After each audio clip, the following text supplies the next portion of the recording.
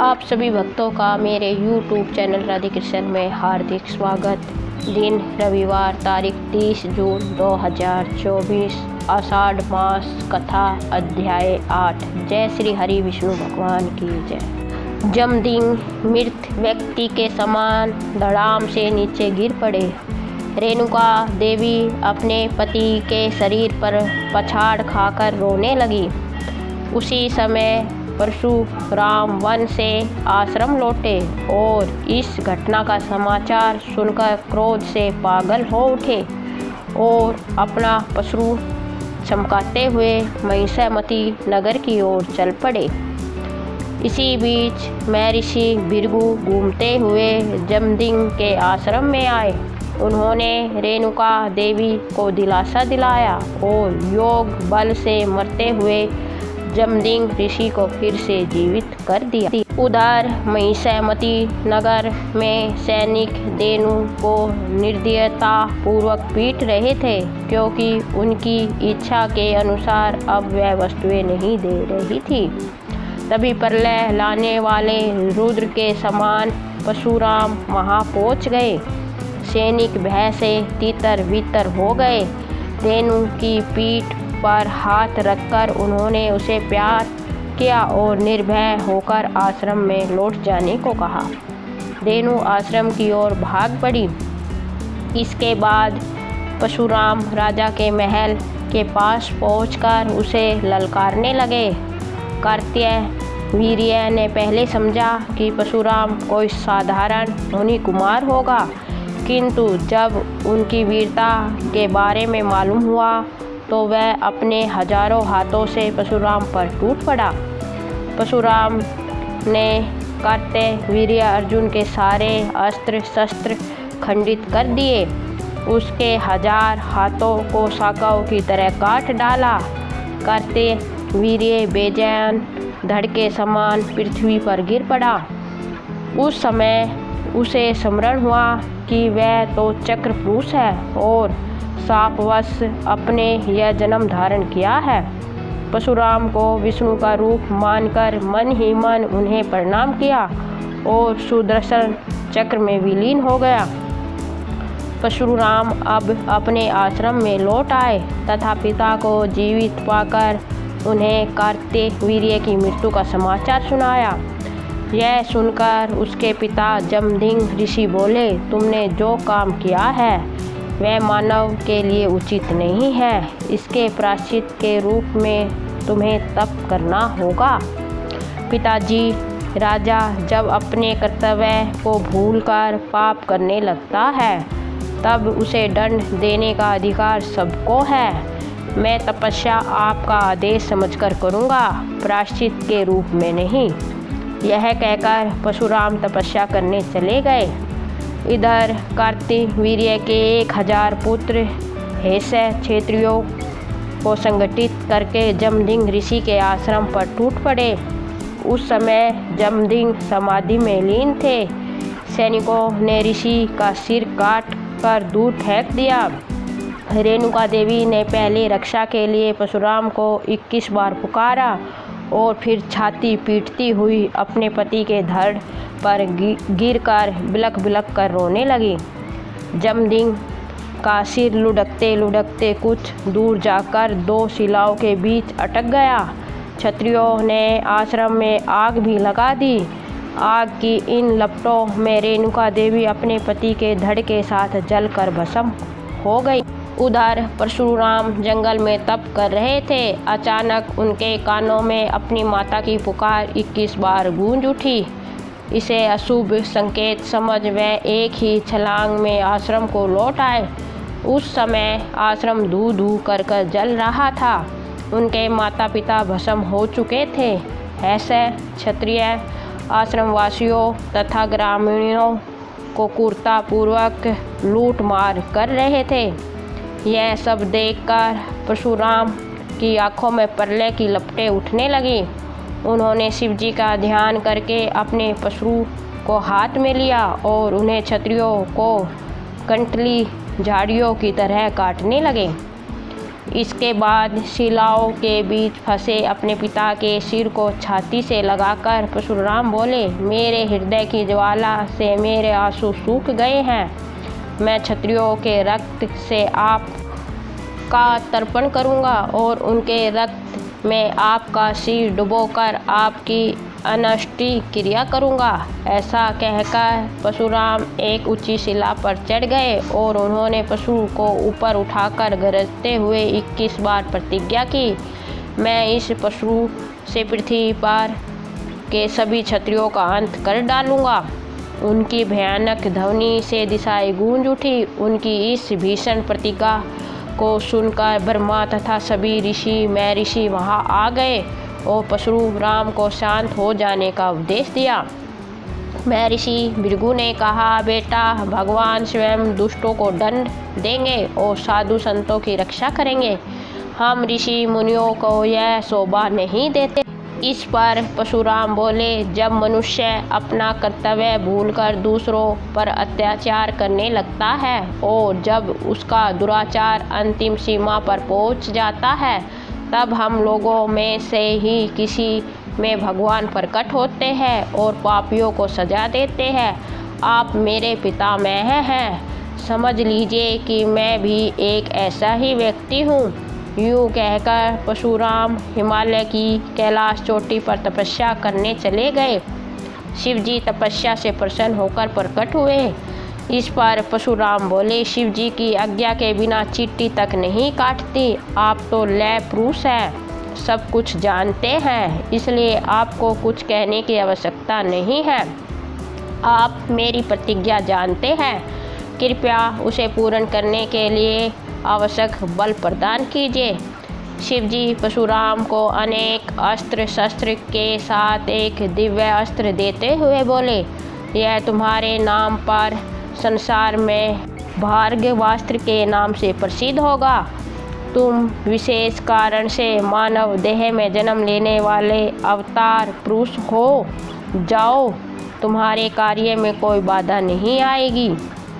इसके बाद परशुराम गोलोक में कृष्ण के रूप में रहने वाले विष्णु के पास गए।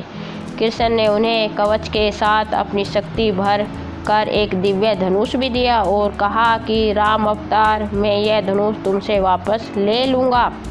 इस प्रकार देवताओं से दिव्य अस्त्र लेकर परशुराम ने क्षत्रियों का संहार करना शुरू कर दिया। राजाओं के दुशासन और अत्याचार से पीड़ित प्रजा ने परशुराम का साथ दिया। कार्तवीर्य के पुत्र तथा सभी हैस्य वंश के क्षत्रिय नगर छोड़कर भाग गए। परशुराम ने आग्नेयास्त्र से महिषवती नगर को जला दिया। 21 दिनों तक वहां से आग की लपटें उठती रही। हैस्य राजाओं की राजधानी जलकर राख हो गई। कार्तवीर्य के 1000 बेटों ने तथा अन्य हैस्य क्षत्रियों ने देश के सभी राजाओं का संगठन कर परशुराम का सामना किया, किंतु परशुराम ने बलि के पशुओं के समान सबके सिर उड़ा दिए। फिर उनके रक्त से 5 कुंडों को भरकर उनमें अपने पिता जमदग्नि के सिर को नहलाया। इस प्रकार परशुराम ने अपने पिता का तर्पण कर उनका अग्नि संस्कार पूरा किया। जहाँ परशुराम ने रक्त के 5 कुंड बनाए थे, उस स्थान का नाम समंत पंचक था। बाद में वही स्थान कुरुक्षेत्र के रूप में प्रसिद्ध हुआ। पिता का श्राद्ध करने के बाद परशुराम पुण्य क्षत्रियों का संहार करने निकल पड़े। ढूंढ ढूंढ कर जहाँ भी वे मिले सबको मार डाला। क्षत्रिय माताओं ने अपने शिशुओं को ब्राह्मणों के घर में छिपा दिया और आत्मा रक्षा के लिए स्वयं भी ब्राह्मणियों का वेश धारण कर लिया। ब्राह्मण परिवारों की शरण में रखे गए क्षत्रियों ने बड़े होकर फिर से अपने राज्यों का विस्तार किया, किंतु परशुराम ने फिर सारे देश में ढूंढ कर उनको मार डाला। इस प्रकार उन्होंने 21 बार क्षत्रियों को निर्मूल कर दिया और अंत में प्रतिज्ञा पूरी कर अपने अधीन की सारी धरती कश्यप को दान में दे दी। फिर स्वयं दक्षिण समुद्र में स्थित महेंद्र पर्वत पर तपस्या करने चले गए। जिन क्षत्रियों बालकों को ब्राह्मण परिवारों तथा आश्रमों में छिपा दिया गया था, कश्यप ने परशुराम से प्राप्त भूमि उनमें फिर से बांट दी। इस प्रकार क्षत्रियों के राज्य पुनः स्थापित हो गए। राजा ईसाउक के वंश में राजा रघु उत्पन्न हुए। राजा रघु इतने प्राप्ति और यशस्वी हुए कि इनके नाम पर ही इनका वंश विख्यात हो गया।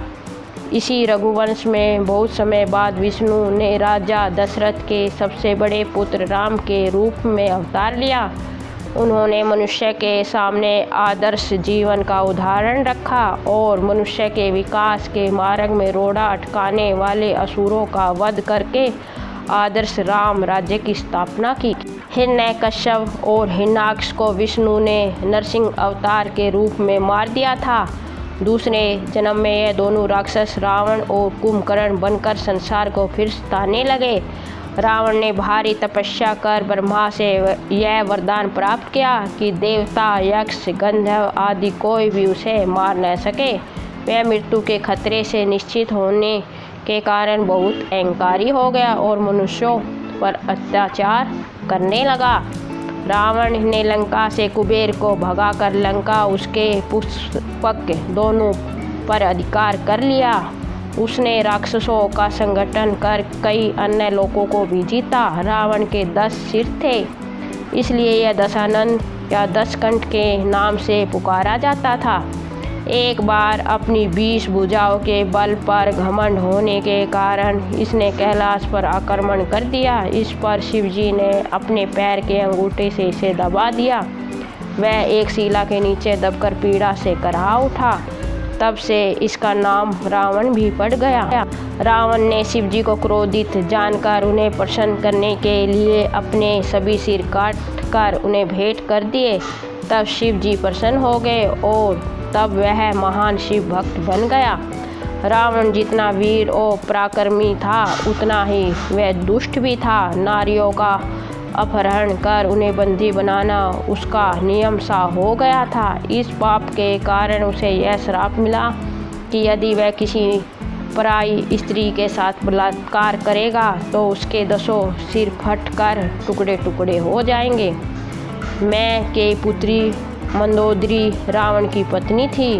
वह अपने पति के हित की कामना से रावण को सद्मार्ग पर चलने के लिए समझाती रहती।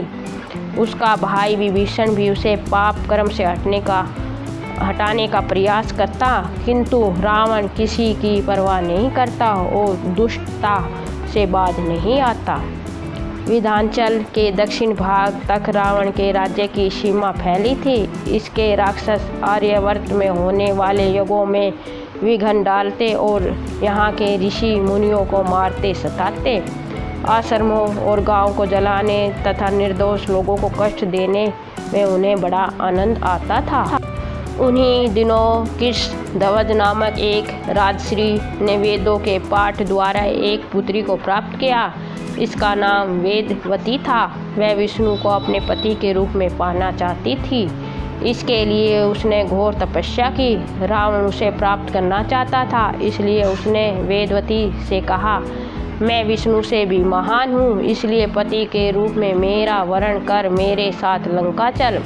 वेदवती ने इस पर रावण का अपमान किया। रावण ने उसका जूड़ा पकड़कर घसीटते हुए अपने साथ ले जाना चाहा।